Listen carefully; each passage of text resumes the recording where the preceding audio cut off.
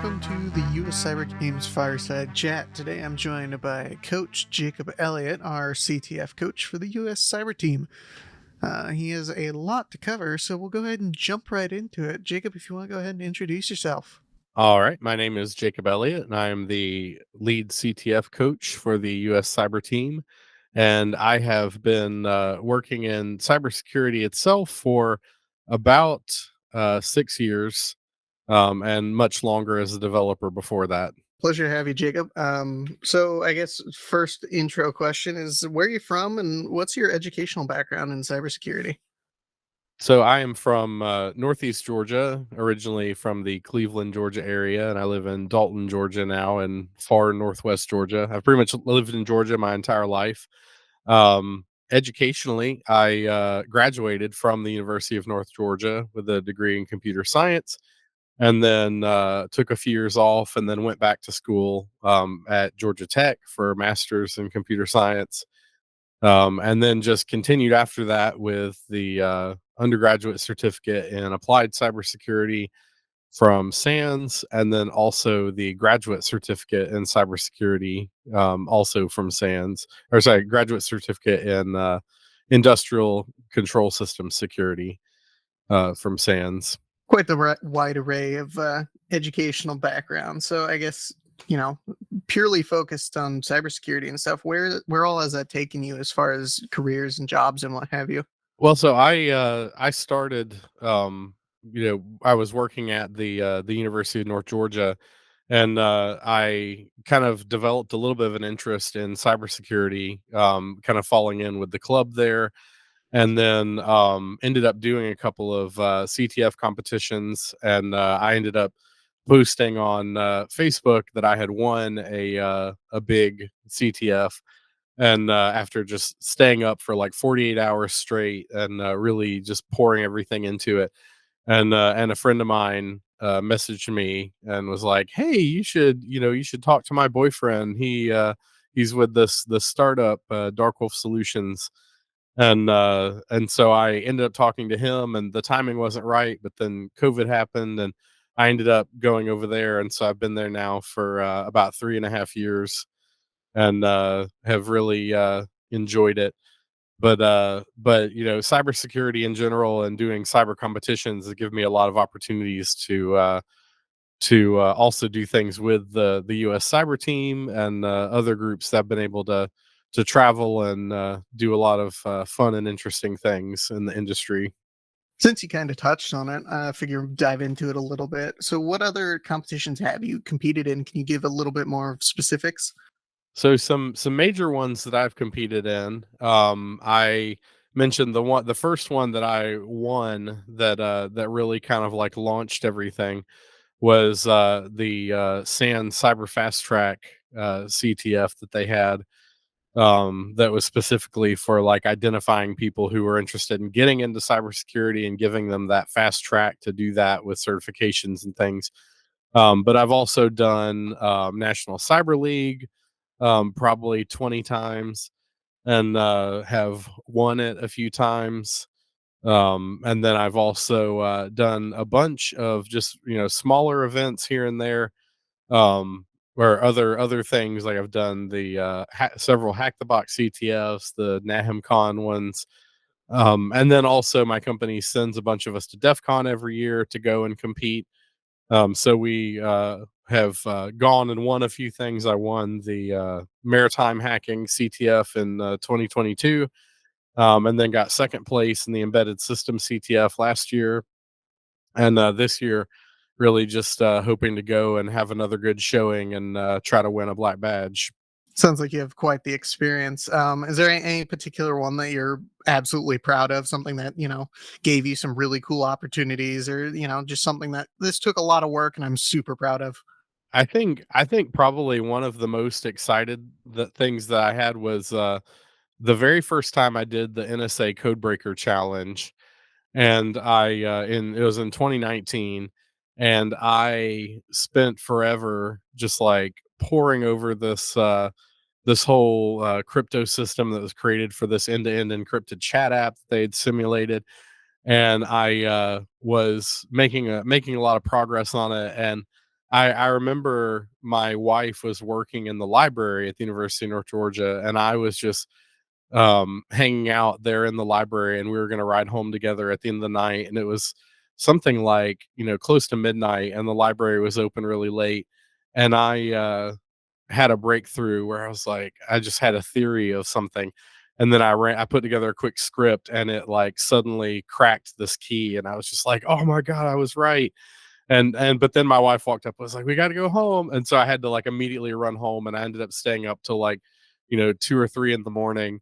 And I was able to solve it. And I was one of the, like, I think it might have been the second or third person to get the full solve that year. But just like anytime you have like a big breakthrough on something, just always gets me really excited. Yeah, being able to crack something that you've just been plugging away at for a few hours is, one of the more satisfying things when it comes to CTF challenges and, just challenges in general. And I guess that leads us into, again, types of challenges and what have you a little bit, jumping around a bit. What before we get into any real specific details, we've talked about a bunch of like different styles of challenges, competitions, that sort of thing. So could you explain, I guess, in the context of US Cyber Games, what a capture a flag competition is for people who might not be aware? So for people who don't know at all, a capture the flag competition is a kind of a simulated hacking competition.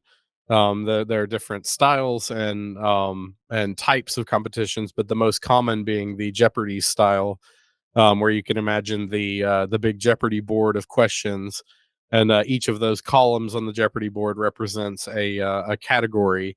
And so there's cryptography, and all sorts of different categories like web challenges, and everything is set up so that the player is able to kind of prove their cyber or hacking abilities by going through these simulated scenarios.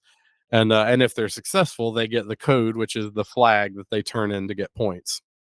So you mentioned varying categories in these challenges in these capture a flag events. So I guess personally, do you have a favorite category?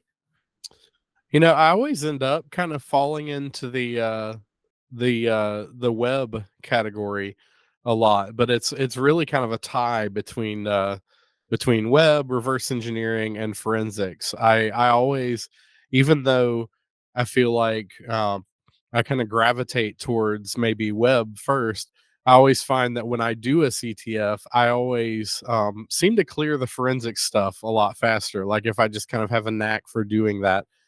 But, uh if I had to pick just one, I would probably say web is one of my favorites to work with and to create challenges for. Yeah, that doesn't surprise me too much knowing you a little bit. So I guess follow-up question on that. When it comes to the CTF challenges that you're working through the web, the forensics and RE stuff, what one or do you have a category that is most practical in terms of day-to-day skills and things that you can apply in the workplace? Or does it all kind of spread across the board pretty evenly?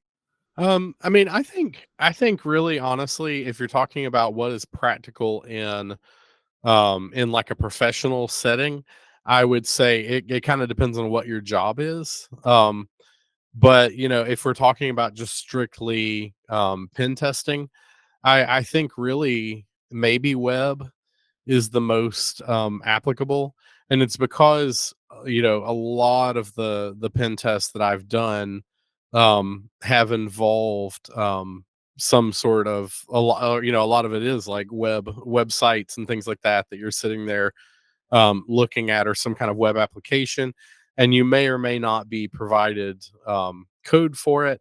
But it seems like a lot of things that are bug bounties and stuff like that are centered around websites and APIs. And so if you're talking about like what it is that, if you have a skill set, it's going to be most useful as like a pen tester in a firm, is probably going to be web skills and understanding web exploits, and being able to have at least some ability to read and understand code if you're given that source code, to know where to focus your efforts, and where to actually try to generate these exploits that you can find within those systems. So I guess all that goes to show that there is a link between CTF skills and what you're doing in practical real world applications. So I guess circling back to the context of the US cyber team, when you're looking at the team and your training skills and you're doing all this stuff as a coach, what are you looking for skills when it comes to CTF specifically? I think it's great if somebody is just, completely amazing at a certain category. It's always nice when you have people um who are like good at everything, but also people like who are specialists in like a certain area, that it's like, if you have a challenge that you come up against, that there's going to be somebody that you're able to call in and be like, you're the pwn guy, you're the web guy, and know that they're going to be able to handle that. But I think also, in terms of just like soft skills, the ability to communicate and work as a team together, and not just like sit there and lock up and not ask for help if you need it. Like people who can really coordinate what's going on with the team and who needs help where, and I'm done with this, I can come help you over here, or what can I do. I think just having that like teamwork aspect is really important too. It's really interesting to hear, and I've heard similar sentiments echoed from the other coaches. So glad to see that consistency across the board there. The other thing I've heard from coaches is that we have a really strong team. It sounds like this year, and we're looking pretty good. So I guess when it comes to U.S. Cyber Games specifically, what makes you excited? And then we'll talk about forward-looking statements for the team here shortly. I mean, I think I agree that, I think we do have a really strong team. We've got a lot of we've got a lot of people who are returning who are really good. We've got a lot of people who are new, that I have, encountered before in competitions, that he have even like beaten me in competitions, sadly. So there are a lot of people that are on the team that I think will really definitely be able to contribute a lot. And so I think, this year I'm just excited to really take it to the other teams, and see if all of our hard work and prep will really pay off this year, and using what we've learned in the previous years to give us the best odds of doing that. Yeah, and I guess, if whatever happens this year, happens, and we're still going to have those lessons and what have you to take forward. So, looking forward, what are you hoping to see, looking forward to in season 4 and beyond?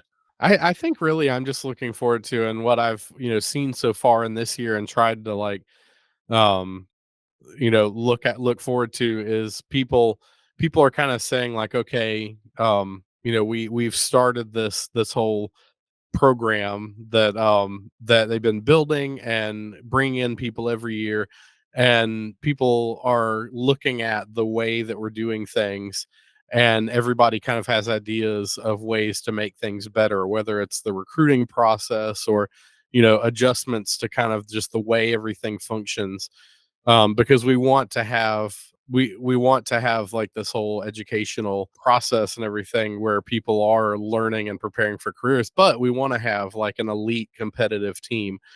And so I think like so far the past few years we've kind of been growing a little bit, and like figuring out sort of where things stand and how to operate. And then now it's like the point where we have the chance to do sort of these very dramatic changes, and say like, okay, we're going to adjust and take what we've learned to make things even better for these next seasons. So I hope to stay around the program, and be here to help make some of that happen. But I do dream of this being like a bigger and better and more well funded and more well put together team, that also has like the absolute best cyber talent from the whole country to represent us. So, with that in mind, you kind of teed up another question I have in mind here is that you mentioned, the educational pieces of CTS, and then you also mentioned the other side of, the fame and glory of all this, that you're representing your country, you're going out traveling internationally and competing in these things. So, that briefly highlights it, but in your own words, in your own opinion, why should people get involved with the US Cyber Games? Why should they get involved now? Well, I mean, I think, I look at it as not quite as grand and illustrious, but, I mean, this is like almost like the beginnings of, kind of like the humble beginnings now of what could future be, um, kind of like the cyber Olympics, like something where it should be, it should be like a huge honor and a huge privilege and huge, effort that people have to make to, to be able to make it on the team, and know that, you should feel hopefully the same kind of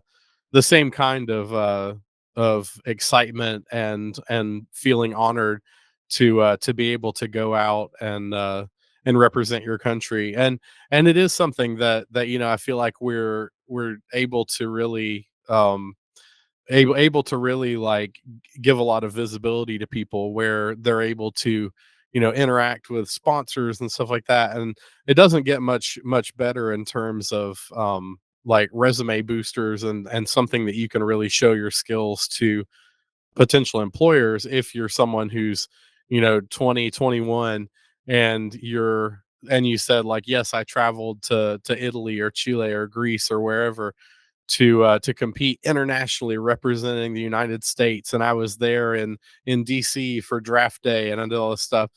And so, it's kind of a little more, it's kind of like growing right now, but I as things get bigger between and these countries, and different teams, are really like putting a lot of work into it. I can definitely imagine in the next several years, like it getting to be like a bigger and bigger deal when people make the team. So I think for to try to lure people in, to doing that, is definitely going to be something where it's like when they start to see how big a deal it is, it'll start to attract even better talent, and that makes it even more difficult to make the team for everybody else, and so that makes it even bigger deal. So I think it's sort of like a snowball effect where it'll continue to grow. I guess a follow on to that, since you sort of hinted at it with the international relations and discussions. Um, what is your view on the value of these international relations that we're developing as well in terms of cybersecurity? Right, you're making friends in all these different countries and who all have the same mindset, same goals as you. So, what's the value add there? Yeah, I mean, I think that the at its core, what we kind of realize is that, um we as cyber professionals and people who are like young people who are getting into the industry, we can compete against each other in this, friendly competition for bragging rights and stuff. But at its core, I mean, there's still this feeling of international collaboration against the threats that we all face. And there are people who are cyber threat actors who are coming from all around the globe and hitting targets in each of these countries. So, there's definitely a shared interest in making sure that we are preparing people to be able to combat those threats.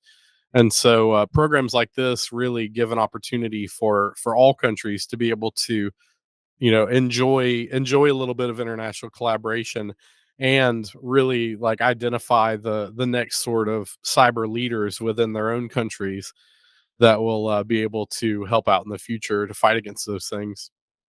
I don't know if there's much better note to end on with that though. Do you have any final closing thoughts that wrap this out, or got anything for us? Just excited for this season and, seeing where we end up at the, going to the ECSC, competition in Italy at the beginning of October, and then the actual ICC itself at the end of October. And then, all the fun, things we're going to do in between there. There'll be a lot of people going to DEF CON. We have, the, Nahem Con CTF starting in a few hours. So there's a lot going to be a lot of fun opportunities for us to continue to prep, and just looking forward to all of it and going along for the ride. And of course, now we have getting ready for the Cyber Open for season 4. So it'll just be a fun next couple of months as we do all this stuff. So basically, keep an eye on all the US Cyber Games social media, Discord, and all that to keep an eye on the shenanigans and see where everything goes.